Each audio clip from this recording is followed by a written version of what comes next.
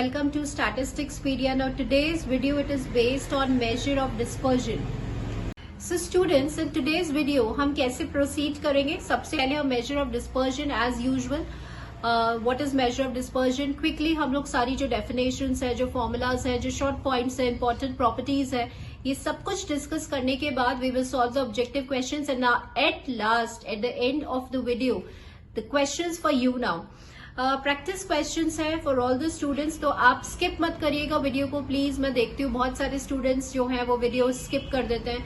I am working upon all these video students for you only, कि आपका revision भी हो जाए और आपके चैप्टर रिवीजन भी हो जाए, theoretical part as well as आप क्वेश्चंस भी इम्प्लीमेंट कर पाए. तो रिक्वेस्ट मेरी हमेशा रहेगी आप सब स्टूडेंट्स से कि please don't skip my video, पूरा वीडियो वॉच करिए एंड एट द एंड कुछ क्वेश्चंस प्रैक्टिस के लिए दिए हैं, 2 or 3 questions, then solve these questions for you. Measure of dispersion क्या होता है? It is all related to your measure of spread. It is all related to the measure of variation or spread. अब किससे variation हमें major करना है, किससे हमें स्कैटर्डनेस मेजर करनी है? From the central value. Central value मतलब एवरेज से, ठीक है. तो कई बार ऐसा होता है कि सीरीज में जो है ना दोनों सेंट्रल वैल्यूज जो है, जो सेंट्रल टेंडेंसीज सेम रहती है, लेकिन आप कैसे आप उस सीरीज की कंपैटिबिलिटी को या कंसिस्टेंसी को आप फाइंड आउट करेंगे with the help of the variability. तो उसके लिए हम मेजर ऑफ डिस्पर्जन जो है कैलकुलेट करते हैं. The word dispersion means the scatteredness, spreadness, variation of the values, spread of the values from an average value.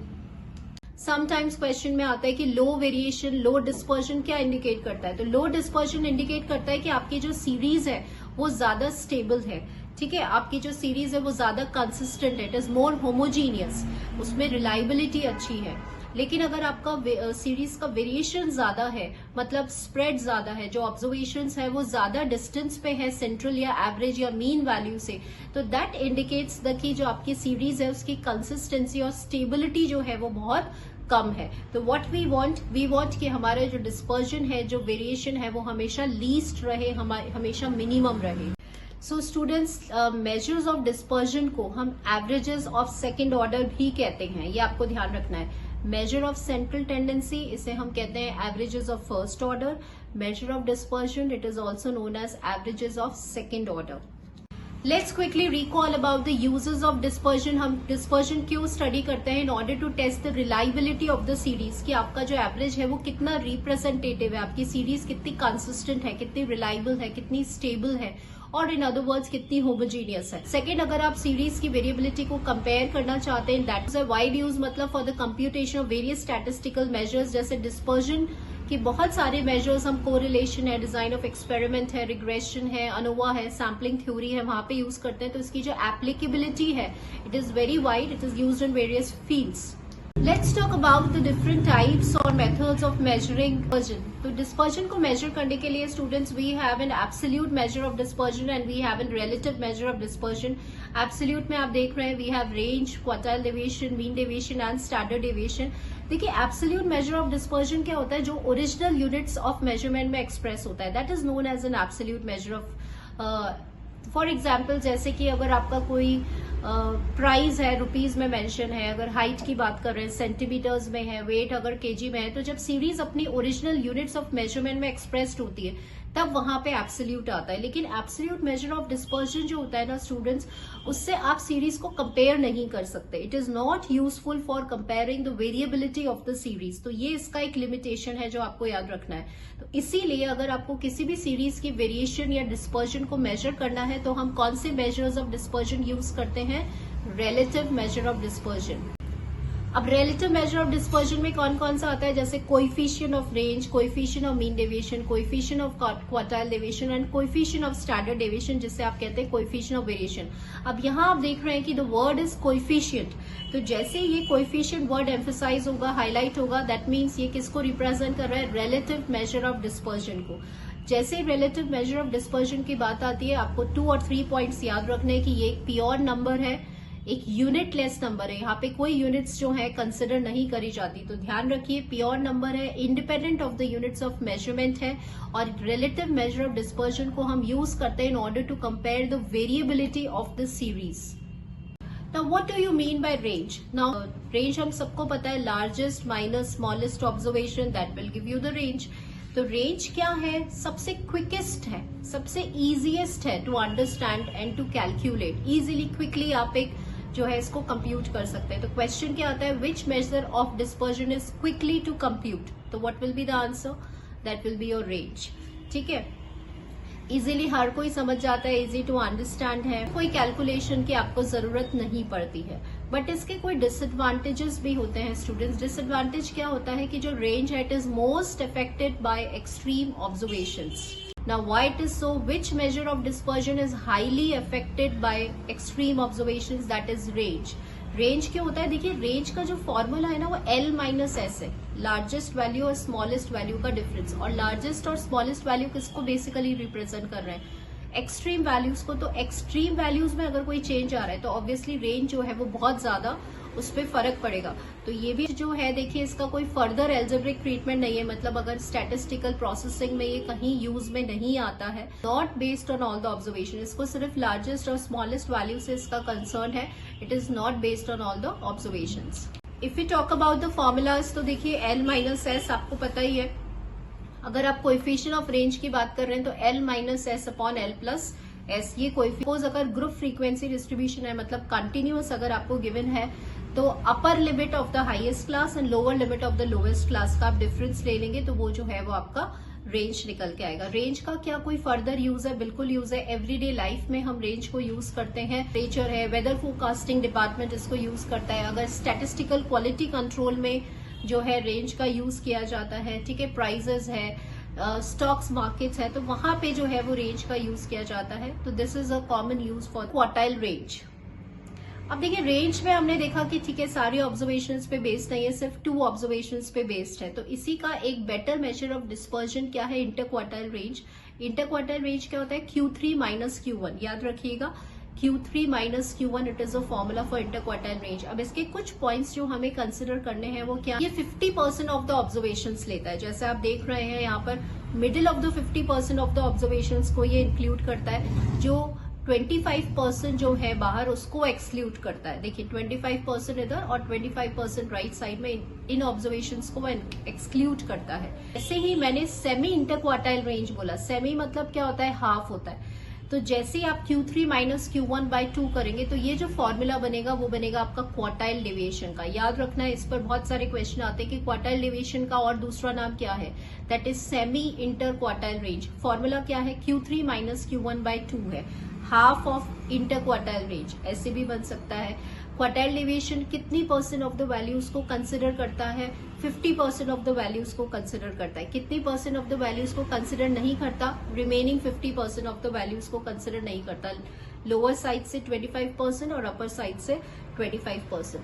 क्या ये डेविएशन जो है वो सारी ऑब्जर्वेशंस पे बेस्ड है, नहीं, ये डेविएशन सारी ऑब्जर्वेशन पे बेस्ड नहीं है। ठीक है, क्वार्टाइल डेविएशन एक बेस्ट मेजर होता है for the open and classification. ध्यान रखिएगा, ऐसा कौन सा मेजर ऑफ डिस्पर्जन है जिसको आप ओपन एंड क्लासिफिकेशन में इंटरवल्स में आप यूज कर सकते हैं, तो वो होता है क्वार्टाइल डेविएशन। ये सारी मैं आपको प्रॉपर्टीज बता रही हूँ। अगर आपसे पूछते हैं रिलेटिव मेजर ऑफ डिस्पर्जन का फॉर्मूला बताइए, Q3 minus Q1 upon Q3 plus Q1, this words it is a relative measure of quartile deviation. Value से इफेक्ट नहीं होता, इसका कैलकुलेशन ईजी है। इसके जो डीमेरिट्स हैं या लिमिटेशंस है वो क्या है, अगेन ये सारी ऑब्जर्वेशंस पे बेस्ड नहीं है और इसका कोई फर्दर एल्जेब्रिक ट्रीटमेंट नहीं है, इसका कोई फर्दर हम स्टैटिस्टिकल प्रोसेसिंग में यूज में नहीं लेते हैं। Let's move on to the distance measures. Distance measures of dispersion कौन से होते हैं, वो एंड स्टैंडर्ड डेविएशन। तो मीन डेविएशन क्या होता है, it is an arithmetic mean of the sum of the absolute deviations of the observations taken from any measure of central tendency, either it is mean, median और mode. क्या बोला मैंने यहाँ पे कि यहाँ पे आपके जो डेविएशंस हैं वो एब्सोल्यूट होंगे, एब्सोल्यूट मतलब हमेशा पॉजिटिव वैल्यू देंगे, और ऑब्जर्वेशन का डिफरेंस आप 3 मेजर से ले सकते हैं, कौन से, मीन से, मीडियन से और मोड से। इसीलिए अगर आपको 3 मेजर्स दिए हुए हैं तो मीन डेविएशन आप किससे कंप्यूट करेंगे, मीडियन से कंप्यूट करेंगे। ठीक है, ये पॉइंट आपको याद रखना है। और मीन डेविएशन देखिए कैलकुलेटेड मेजर है, अब आप इसको मैथमेटिकली जो है कैलकुलेट कर रहे हैं। It is based on all the observations, it is rigidly defined. Formulas की बात करते हैं तो एब्सोल्यूट मेजर का फॉर्मूला ये है, अगर रिलेटिव मेजर या कोएफिशिएंट और मीन डेविएशन की बात कर रहे हैं तो mean deviation divided by mean, median और मोड। तो जैसा आपको क्वेश्चन में दिया हुआ है, अगर मीन से आपने कैलकुलेट किया मीन डेविएशन तो उसका रिलेटिव मेजर क्या हो जाएगा, mean deviation divided by mean. If we talk about the demerits, तो डीमेरिट्स क्या है कि सबसे बड़ा डीमेरिट जो मीन डेविएशन का क्या है कि does not follow algebraic rule.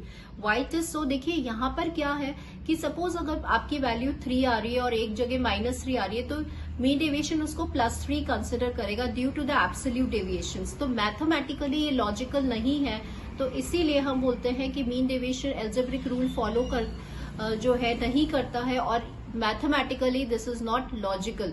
So therefore ये इसका एक डीमेरिट है, मेजर डीमेरिट है स्टूडेंट्स।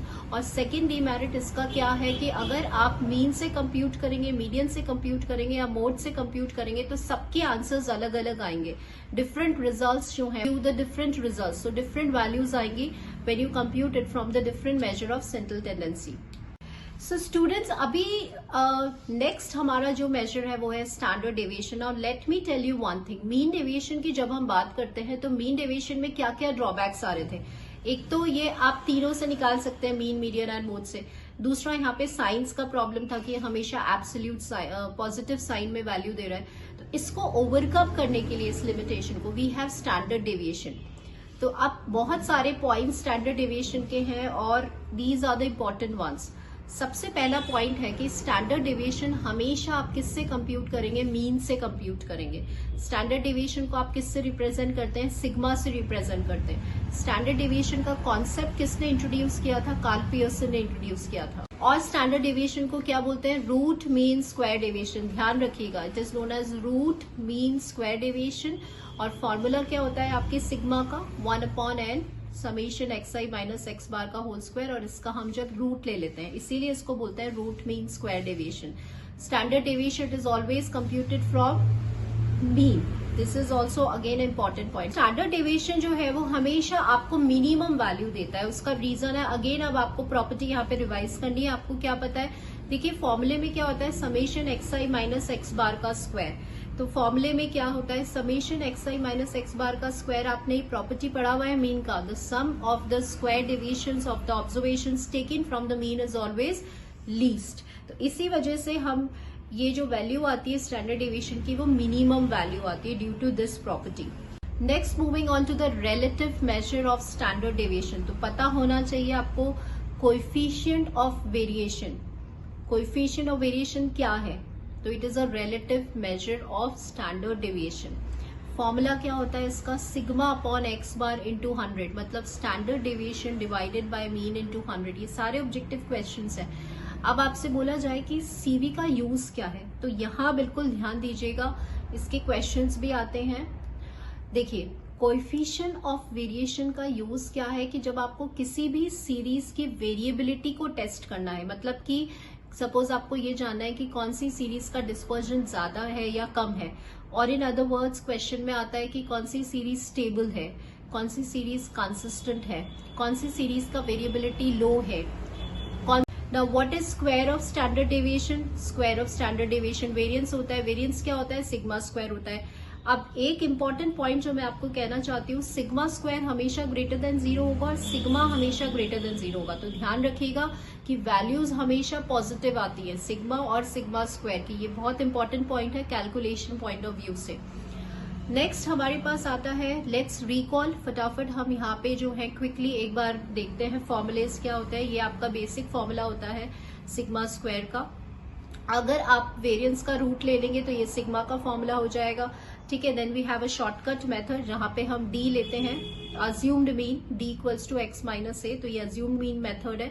और अगर कंटिन्यूस फ्रीक्वेंसी डिस्ट्रीब्यूशन है तो आप स्टेप डेविएशन मेथड को यूज करते हैं। ये सारे फॉर्मुलेज बहुत इंपॉर्टेंट है from an objective point of view.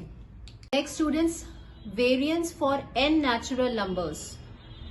Variance for n natural numbers, अब ये आपका फॉर्मूला लिस्ट में जाएगा, that is n square minus 1/12। याद करना है इसको, एन नेचुरल नंबर्स का वेरिएंस होता है एन स्क्वायर माइनस 1/12। अब यहीं पे आप क्विकली रिवाइज कर लो। आप जब फॉर्मूला लिस्ट देखेंगे तो अगर आपसे बोला जाए कि mean of n natural numbers बताओ, तो मीन क्या होता है, n+1/2 होता है। Let's discuss about the properties. सबसे इंपॉर्टेंट प्रॉपर्टीज स्टैंडर्ड डेविएशन और वेरिएंस की ओरिजिन और स्केल की होती है। इस पर आपको मैथमेटिकल क्वेश्चन भी मिलेगा और समटाइम्स थ्योरेटिकल क्वेश्चन भी मिलता है। वेरिएंस और standard deviation it is independent of change of origin but not of scale. ध्यान रखिएगा, अगर आप किसी भी कांस्टेंट को ऐड कर रहे हैं और सब्ट्रैक्ट कर रहे हैं तो वेरिएंस और स्टैंडर्ड डेविएशन पे कोई फर्क नहीं पड़ने वाला, वो सेम ही रहने वाला है, लेकिन it is affected bye scale. तो अब आपकी लिस्ट है, you have the list with you, change of origin, change of scale लिखिएगा, वेरिएंस ओब्लिक स्टैंडर्ड डेविएशन, आपको स्केल इसको टिक करना है बिकॉज ये स्केल से अफेक्ट होता है। नेक्स्ट प्रॉपर्टी, अगर आपकी सीरीज की सारी वैल्यू सेम है तो सपोज आपसे बोला जाता है कि सिग्मा क्या होगा, इसका स्टैंडर्ड डेविएशन क्या होगा। अगर सीरीज की सारी वैल्यू सेम है तो 0 होगा, या वेरिएंस क्या होगा, 0 होगा। What are the demerits, difficult to compute, क्योंकि यहाँ पे स्क्वायर रूट आ गया तो ऐसा measure of central which measure of dispersion it is difficult to compute, that is standard deviation और variance, that is standard deviation. फिर आता है कि it is affected by extreme values. अब ये आपको कैसे याद होगा, अगर आपको मीन पता है कि मीन जो है वो इफेक्ट होता है एक्सट्रीम ऑब्जर्वेशन से, और स्टैंडर्ड डेविएशन आप किससे कैलकुलेट कर रहे हैं, मीन से कर रहे हैं, तो ऑब्वियसली स्टैंडर्ड डेविएशन भी जो होगा वो इफेक्ट होगा extreme observation. So let's talk about the merits. Merits क्या है स्टूडेंट आपके स्टैंडर्ड डेविएशन के, कि सबसे बेस्ट मेजर, सबसे widely used major of dispersion है, मोस्ट पॉपुलर जो है वो आपका डिस्पर्जन है, और बेस्ट मेजर ऑफ डिस्पर्जन है। तो मैंने आपको सारे वर्ड्स बता दिए, widely use major of dispersion, best measure of dispersion कौन सा है, स्टैंडर्ड डेविएशन है। किसने दिया है स्टैंडर्ड डेविएशन, कार्ल पियर्सन ने दिया है। क्या ये सारी ऑब्जर्वेशंस पे बेस्ड है, तो yes it is based on all the observations. क्या हम इसको फर्दर मैथमेटिकल ट्रीटमेंट में यूज में ले सकते हैं, तो यस स्टैंडर्ड डेविएशन जो है उसका वाइड यूज है, वाइड एप्लीकेशन है इन द स्टैटिस्टिकल प्रोसेसिंग। आपने देखा होगा सिग्मा या सिग्मा स्क्वायर को हम डिजाइन ऑफ एक्सपेरिमेंट में, सैम्पलिंग थ्योरी में, कोरिलेशन में, रिग्रेशन में बहुत जगह जो है वो इसको यूज करते हैं। उसके फॉर्मुलेज में सिग्मा एंड सिग्मा स्क्वायर आता है। तो जब भी आपको फाइंड आउट करना है तो आपको कोएफिशिएंट ऑफ वेरिएशन निकालना है। कोएफिशिएंट ऑफ वेरिएशन मतलब क्या होता है, sigma upon X bar into 100। तो ऑब्वियसली जिस सीरीज का वेरिएशन कम होगा, लो होगा, वो सीरीज सबसे ज्यादा स्टेबल होगी, सबसे ज्यादा अच्छी सीरीज होगी, रिलायबल, कंसिस्टेंट, होमोजीनियस, स्टेबल, ये ज्यादा होगी। ठीक है, तो ये मैं इसलिए एम्फसाइज कर रही हूँ क्योंकि ये आया हुआ है question. Students you have to remember कि जब भी सीरीज की वेरिएबिलिटी को टेस्ट करना है तो आपको सीधे कोएफिशिएंट ऑफ वेरिएशन को फाइंड करना है। Is there any graphical method, क्या कोई ग्राफिकल मेथड होता है मेजर ऑफ डिस्पर्जन के लिए, तो बिल्कुल होता है, Lorenz curve. Again you have to remember Lorenz curve is a graphical method for measure of dispersion.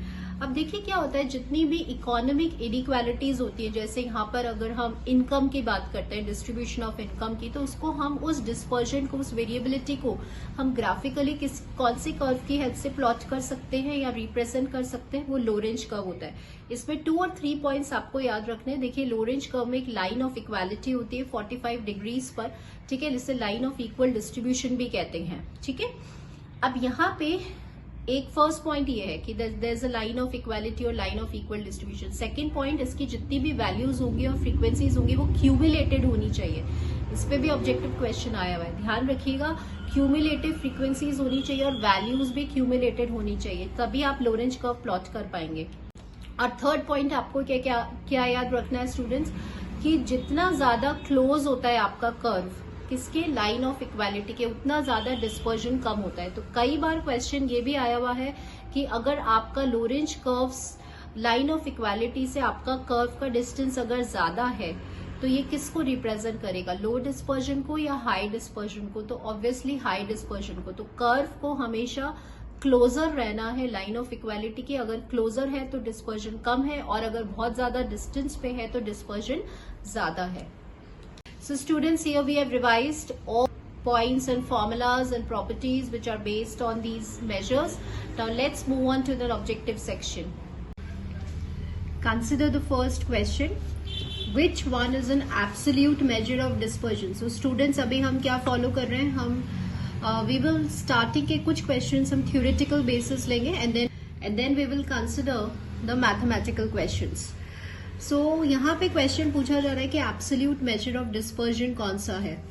Range एक एब्सोल्यूट मेजर है, दैट्स ट्रू. मीन डेविएशन भी एब्सोल्यूट मेजर है, स्टैंडर्ड डेविएशन भी एब्सोल्यूट मेजर है, and all of the above. So answer for this question will be this. For the comparison of the two different series, the best measure of dispersion be, options देखिए, range, mean deviation, standard deviation and none. तो यहाँ पे students क्या है, जब भी आपको comparison word आता है और आपको दो सीरीज को कंपेयर करना होता है, तो हम कौन सा मेजर ऑफ डिस्पर्जन यूज करते हैं? Relative measure of dispersion. ठीक है. अब यहाँ पे कोएफिशिएंट वर्ड होना जरूरी है, और जब भी आप किसी दो सीरीज की वेरिएबिलिटी को कंपेयर करते हैं, जब भी आप दो सीरीज को कंपेयर करते हैं तो हमेशा याद रखिए कंपैरिजन के लिए, और जब आपको वेरिएबिलिटी को कंपेयर करना है तो we have CV, that is equals to coefficient of variation. ठीक है. इससे हमें पता है कि हमारी कौन सी सीरीज जो है वो स्टेबल है या नहीं है, एंड इस कोएफिशिएंट ऑफ वेरिएशन को हम कहते हैं this is a relative measure of standard of deviation. Right. तो यहाँ पे देखिए कि कोएफिशिएंट में कोई भी वेरिएशन नहीं है. अब आपको कंफ्यूज करने के लिए स्टैंडर्ड डेविएशन दिया गया है, तो ये मार्क नहीं करके आना है स्टूडेंट्स. तो the answer for this question will be none. तो इसका आंसर एक्चुअली में करेक्ट आंसर क्या होगा? Correct answer will be for comparison CV, coefficient of variation. Next देखिए, which is the most stable and powerful measure of dispersion. तो सबसे best measure of dispersion जो होता है, powerful measure, stable measure, widely used measure, ये सारे terms आ सकते हैं, तो वो होता है आपका standard deviation. So answer for this question will B standard deviation. Which measure of dispersion it is based on? Absolute deviations only. Absolute deviations. So options देखें, standard deviation, mean deviation, quartile deviation and range. तो absolute deviations पे कौन सा measure of dispersion based होता है? That is your mean deviation. Quickly revise कर लेते हैं. mean deviation that is 1/n summation x minus, और यहाँ पे कोई भी measure आ सकता है, mean भी आ सकता है, median भी आ सकता है और mode भी आ सकता है. ठीक है. तो यहाँ पे आप एब्सोल्यूट डेविएशंस कंसिडर करते हैं. तो answer for this question will be mean deviation. Which measure is based only on central 50% of the observations. तो क्वेश्चन में है कि ऐसा मेजर बताइए जो सिर्फ बीच की 50% ऑफ द वैल्यूज को कंसिडर करता है. ऑप्शंस देखें, standard deviation, quartile deviation, mean deviation and none. So let's recall कि क्या होता है. अगर आपने क्वार्टाइल्स कंसिडर किया है Q1, Q2 एंड Q3, तो क्वार्टाइल डेविएशन क्या होता है? Q3 माइनस Q1/2, यही होता है. ठीक है. और इसका दूसरा नाम, ये सारे क्वेश्चंस मैंने इसलिए फ्रेम किए स्टूडेंट्स सो दैट आपकी थ्योरी रिवाइज हो जाए. इसे हम कहते हैं this is a half of semi inter quartile range. तो Q3 और Q1 ये कितना एरिया कंसिडर कर रहा है? Central 50% of the area consider कर रहा है. ठीक है ना. तो यहाँ पे और कितना परसेंट ये एक्सक्लूड कर रहा है? 25% इधर, 25% इधर. तो मिडिल 50% ऑफ द ऑब्जर्वेशंस कौन इंक्लूड करता है? Quartile deviation. So answer for this question will be this. Mean deviation, it is minimum when the deviations are taken from mean, median, mode and zero. Now let me, this is a very very good question and this is also one of the repeated question. Deviation है वो एक flexible measure है. Flexible measure मतलब आप median भी use कर सकते हैं, आप mode भी use कर सकते हैं और mean भी आप use कर सकते हैं. But why we consider median? अगर आप मीन डेविएशन लेना है तो हम मीडियन क्यों प्रेफर करते हैं? हम मीडियन इसलिए प्रेफर करते हैं बिकॉज हमारे पास एक मीडियन की बहुत इंपॉर्टेंट प्रॉपर्टी होती है कि the sum of the absolute deviations of the observations taken from the median is always least. तो हम क्या चाहते हैं कि हमारा जो वेरिएशन है, हमारा जो डिफरेंस है वो हमेशा कैसा रहे? मिनिमम रहे. तो ये मीन डेविएशन की वैल्यू मिनिमम कब होगी? जब आप यूजुअली मीडियन से अपना डिफरेंस लेंगे, मतलब कि जब आपका फॉर्मूला ऐसा होगा तब इसकी वैल्यू मिनिमम या लीस्ट आएगी due to the property of median कि sum of the absolute deviations of n observations taken from the median is always least. So answer for this question will be this. Which of the following formula for the standard deviation of a frequency distribution is not correct? Question को read करना है properly students. Don't make silly mistakes in reading. जल्दबाजी नहीं है. यहाँ पर देखिए क्या है, कौन से ऑप्शंस में फॉर्मूला करेक्ट नहीं है. ठीक है, तो बेसिकली ये क्वेश्चन है आपका फॉर्मूला बेस्ड, जहाँ पे आपको सिग्मा की वैल्यू पता होनी चाहिए. सिग्मा क्या होता है? Square root of the arithmetic mean of fi frequency xi minus x bar का होल स्क्वायर, ये सिग्मा होता है.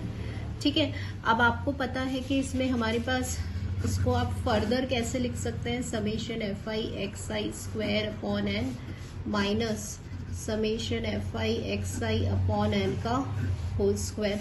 ठीक है, अगर मैं थोड़ा सा आपको याद दिलाऊं तो हम इसको ऐसे लिखते थे शॉर्टकट मेथड में, summation d square minus summation d upon n का होल स्क्वायर.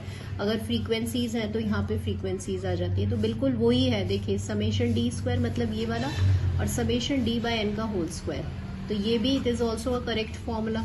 ठीक है, अब आप अगर थोड़ा सा ध्यान देंगे स्टूडेंट्स तो यहाँ पर देखिएगा ये जो फॉर्मूला है ये मीन का फॉर्मूला होता है डिस्क्रीट के केस में. जब आपकी सीरीज डिस्क्रीट होती है तो डिस्क्रीट में हम ऐसे ही मीन को कैलकुलेट करते हैं, तो हम इसको ऐसे भी लिख सकते हैं. तो this is also a correct formula. ना यहाँ पर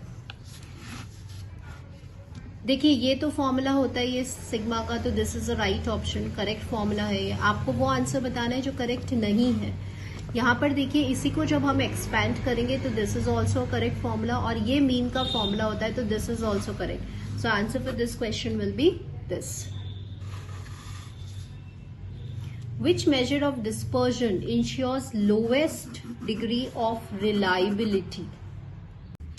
कौन सा मेजर ऑफ डिस्पर्जन में आपको जो रिलायबिलिटी है, मतलब आपके जो सीरीज है, lowers degree of reliability. Reliability मतलब एवरेज एक रिप्रेजेंटेटिव वैल्यू नहीं होता किसके अंदर, mean deviation, standard deviation, quartile deviation और रेंज.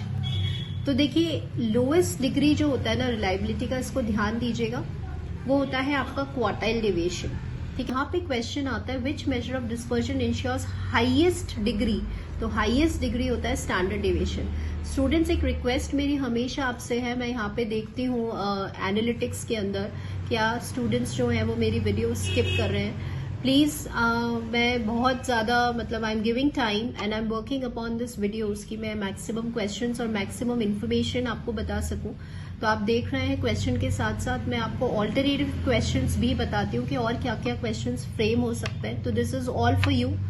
सो प्लीज आप इतना थोड़ा सा कंसिडर करिए स्टूडेंट्स की आप प्लीज स्किप ना करें और वीडियो देखें, because I am framing this and I am really working hard for all my students कि आप लोग सब एक अच्छा स्कोर जो है वो गेन करें. So don't skip any of the video, क्योंकि यहाँ से आपको हेल्प मिलेगी. अब सपोज इसी क्वेश्चन में मैंने ये चेंज कर दिया, सपोज क्वेश्चन आता है which measure of dispersion ensures highest degree of reliability, तो फिर हमारा ऑप्शन क्या रहेगा, तो हमारा ऑप्शन रहेगा स्टैंडर्ड डेविएशन. तो ऐसे मैं आपको साइड में मल्टीपल क्वेश्चंस भी बताती जाती हूँ, तो वो आपका मिस नहीं होगा.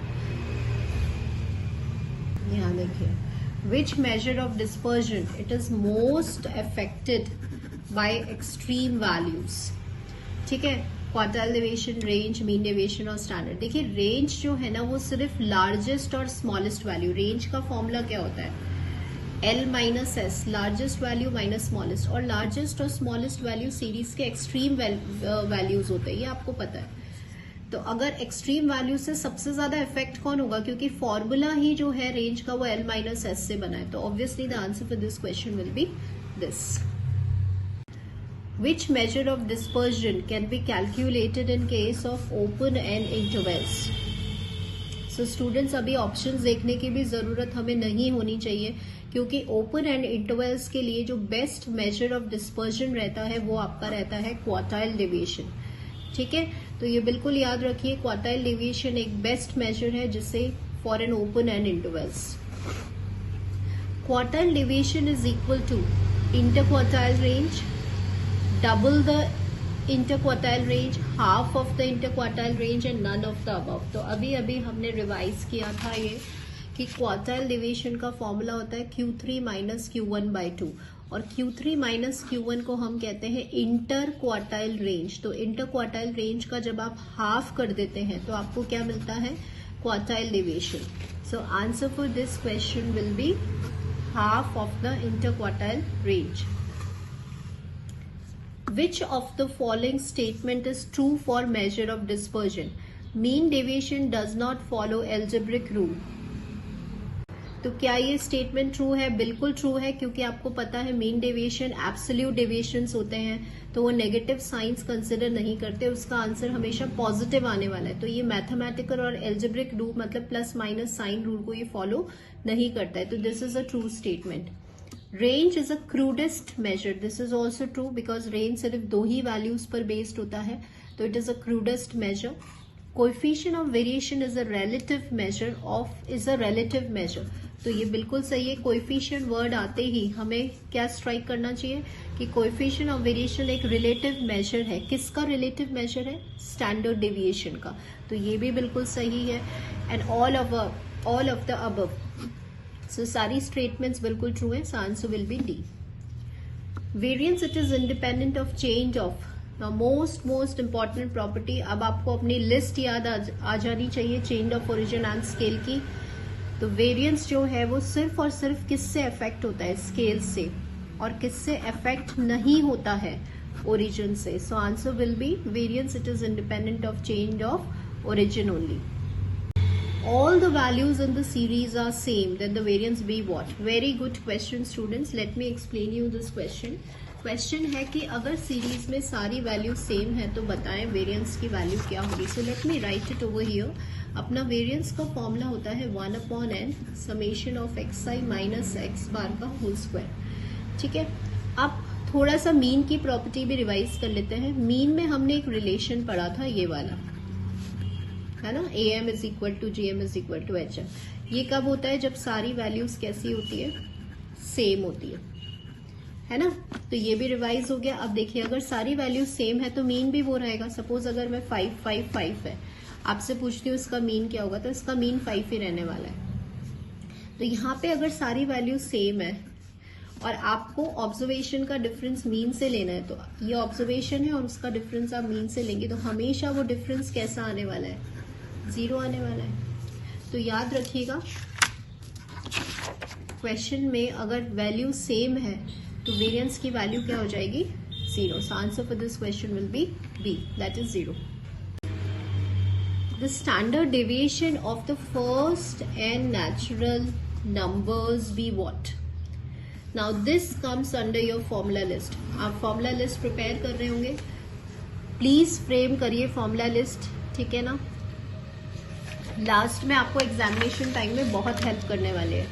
अब यहाँ पे हम थोड़ा सा रिवाइज कर लेते हैं। हमेशा ध्यान रखिए, सपोज आपके पास n नेचुरल नंबर्स हैं, तो अभी तक हमने n नेचुरल नंबर्स पे क्या क्या स्टडी किया? एक तो आपने मीन स्टडी कर लिया। n नेचुरल नंबर्स का मीन क्या होता है? n + 1/2 होता है, ये आपको याद होना चाहिए, ठीक है। अब याद रखिए वेरिएंस क्या होता है? n² - 1/12 होता है। This you have to learn. Formula list में जाएंगे ये दोनों, ये पहले लिख लिया था, ये अभी नया फॉर्मूला है, ठीक है।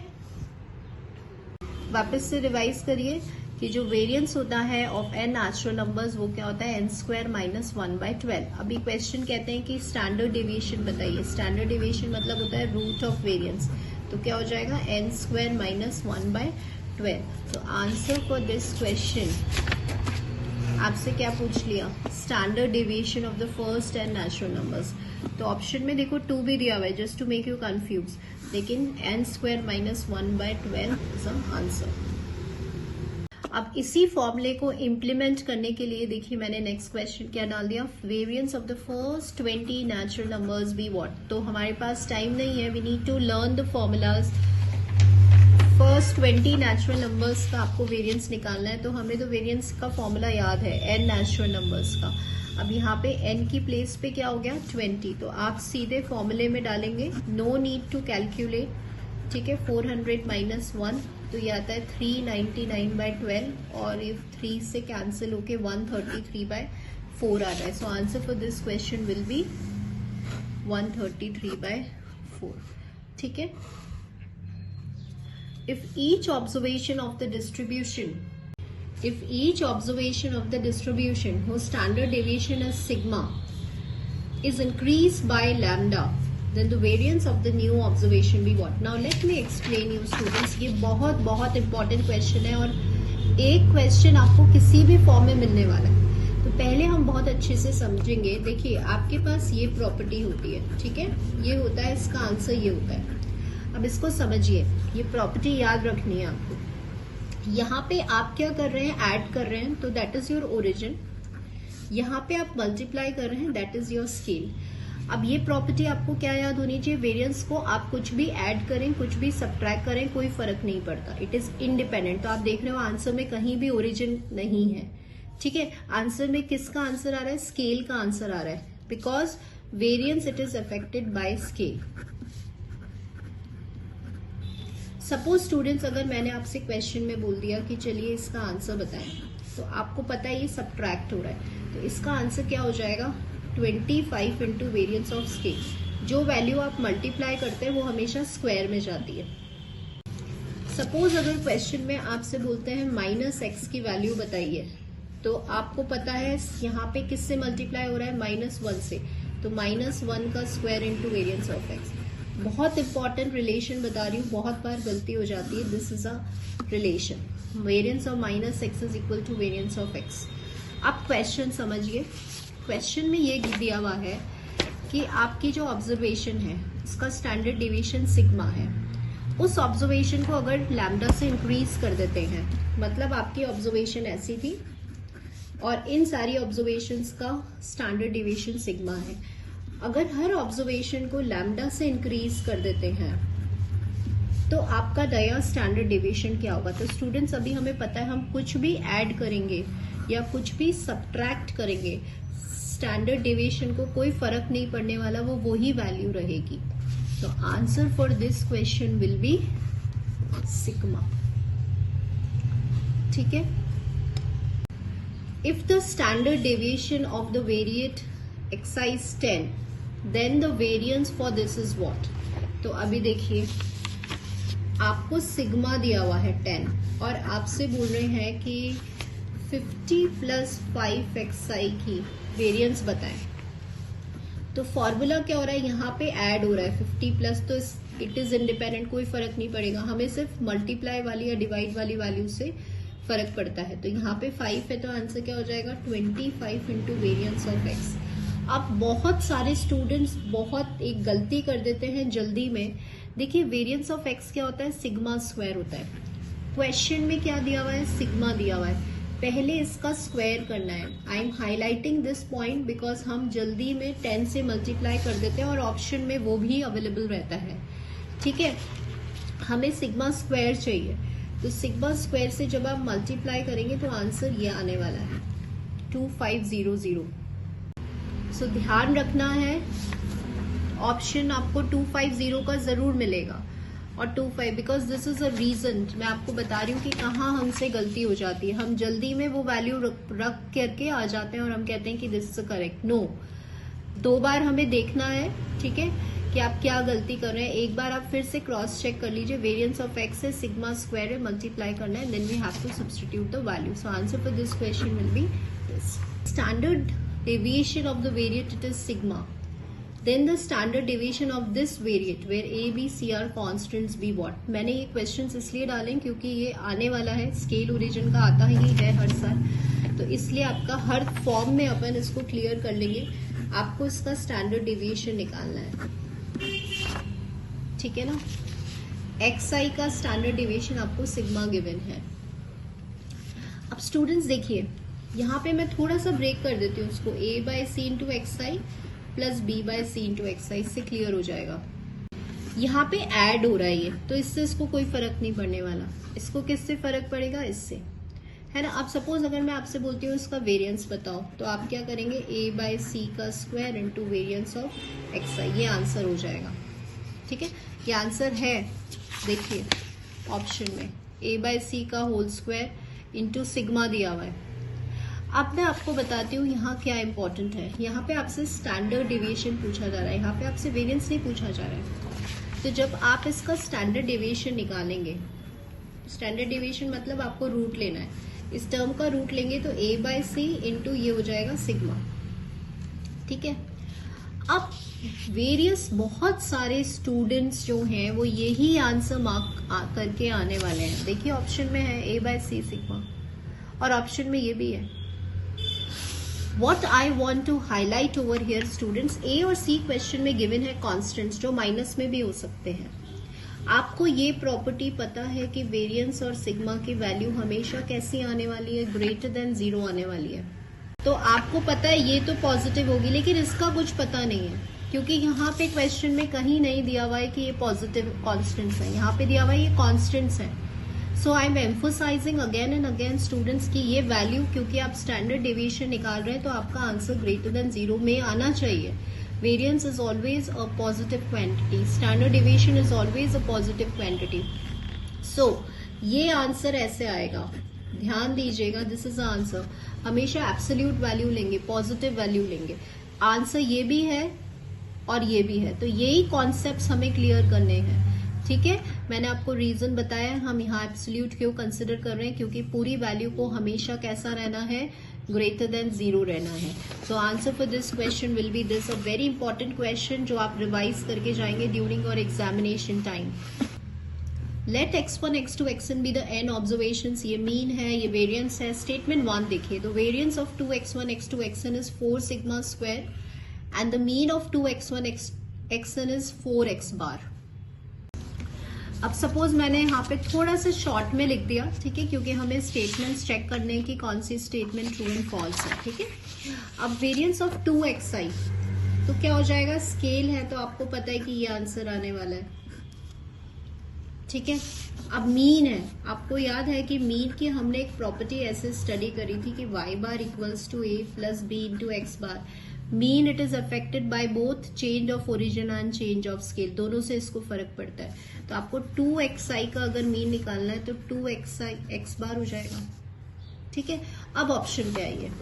स्टेटमेंट 1 कहता है कि इसका वेरिएंस अगर आप निकाल रहे हैं तो 4 सिग्मा स्क्वायर होगा, तो ये तो बिल्कुल सही है। Mean of 2x1 x2 is 4x बार होगा, तो ये गलत है, क्योंकि मीन होना क्या चाहिए स्टूडेंट्स, 2x बार होना चाहिए। ठीक है, तो स्टेटमेंट 1 ट्रू है और स्टेटमेंट 2 आपका फॉल्स है। तो देखिए statement 1 is true and statement 2, the answer for this question will be this. If the standard deviation of x is 3, then the variance of 5 minus 2x be what? तो ठीक है, हम लिख लेते हैं। यहाँ पे आपको जो सिग्मा है वो 3 दिया हुआ है और आपसे बोल रहे हैं कि इसकी वेरिएंस निकालिए। यहाँ पे 5 माइनस है, इसको कोई फर्क नहीं पड़ रहा, ये वैल्यू मल्टीप्लाई हो रही है, तो यहाँ पे -2 का square into variance of x हो जाएगा। ये हो जाएगा 4 into variance of x। Question में ध्यान दीजिएगा 3 है तो आपको तो सिग्मा स्क्वायर चाहिए, तो 4 इंटू 9 हो जाएगा एंड आंसर विल बी 36। तो आंसर विल बी 36। नेक्स्ट देखिए, the mean deviation from the mean B what? तो आपको मीन डेविएशन निकालना है मीन से। तो ठीक है, सबसे पहले हम क्या करेंगे, इसका मीन निकाल लेंगे। तो मीन क्या हो जाएगा, इसको ऐड करेंगे तो 3/3 that is equal to 1।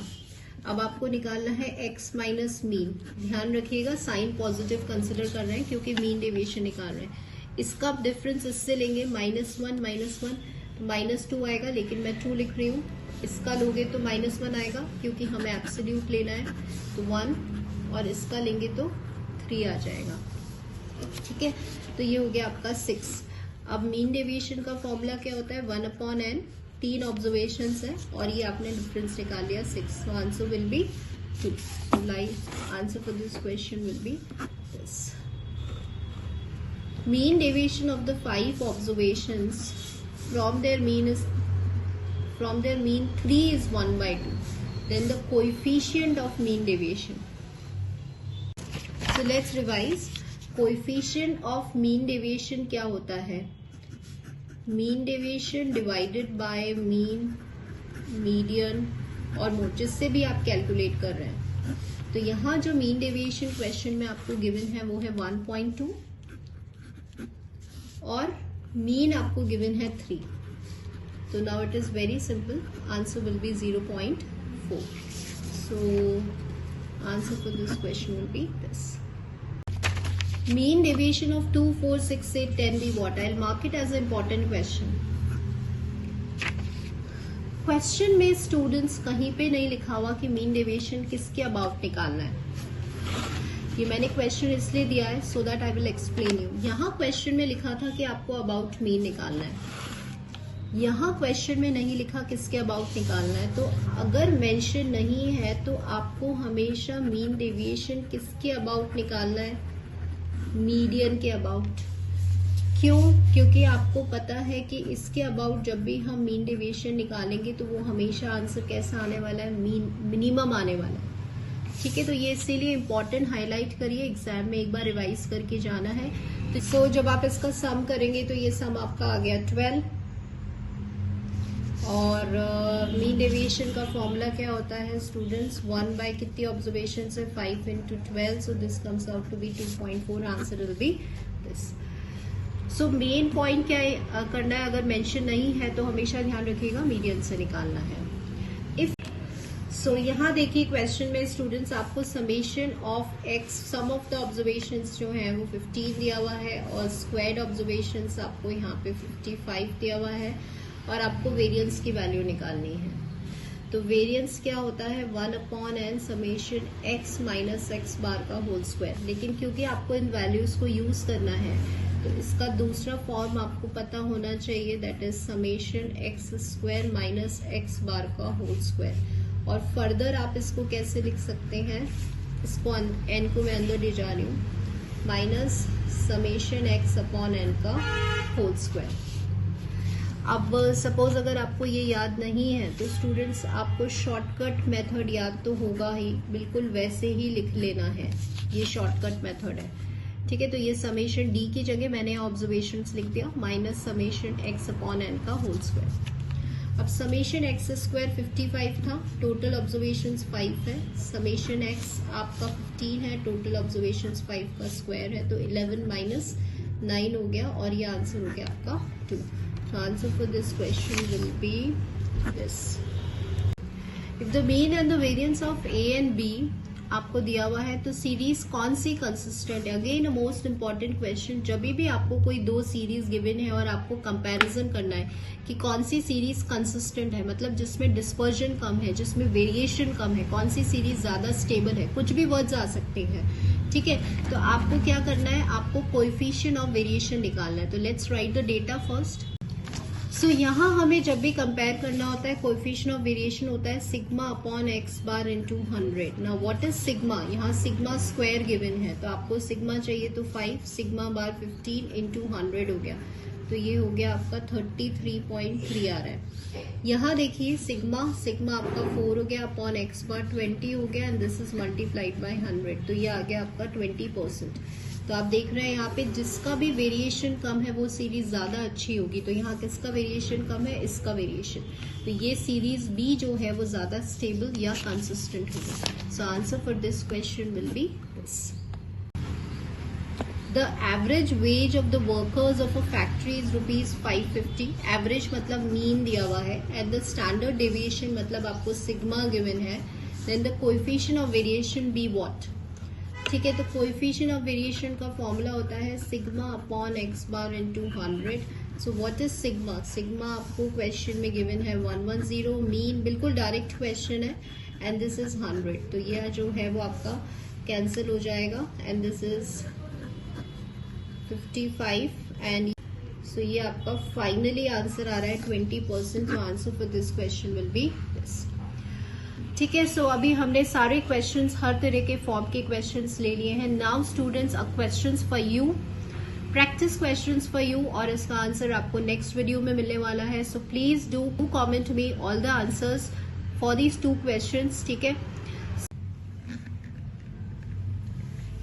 So students these are the 2 practice questions for you and the variance of the data 5, 11, 13, 19 and 20 is 34.5.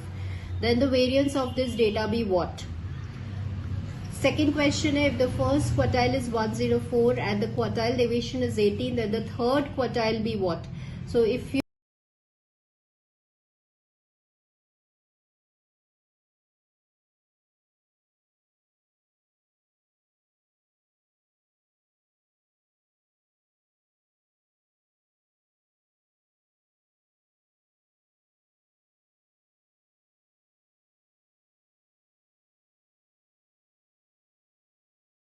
And students let me tell you one thing कि आप if you want to practice more and more questions तो आप मेरे shorts देखिए. Shorts में आपको ये सारे डिस्क्रिप्टिव मेजर्स के टॉपिक्स मिल जाएंगे. वहां पे small small points, small small questions आपको मिल जाएंगे जो ऑब्जेक्टिव बेस्ड क्वेश्चंस है. तो आप शॉर्ट्स देखिए और आप मेरे ये जो वीडियोज हैं कुछ which are based on these topics also you can practice the questions because हमारा ultimate target है to practice more and more, right? तो आप इन सारे videos पे भी visit कर सकते हैं और questions practice कर सकते हैं. तो ये जो है ये आपका perfection ही लेकर आएगा और आपका एक sort of revision हो जाएगा for all the points, properties and your formulas, right? और shorts पे जरूर visit करिए and solve the questions and revise all your points. So practice more and more and that will make you perfect and bring accuracy in your calculations. So thank you for watching this video and stay connected to the channel. Thank you, students.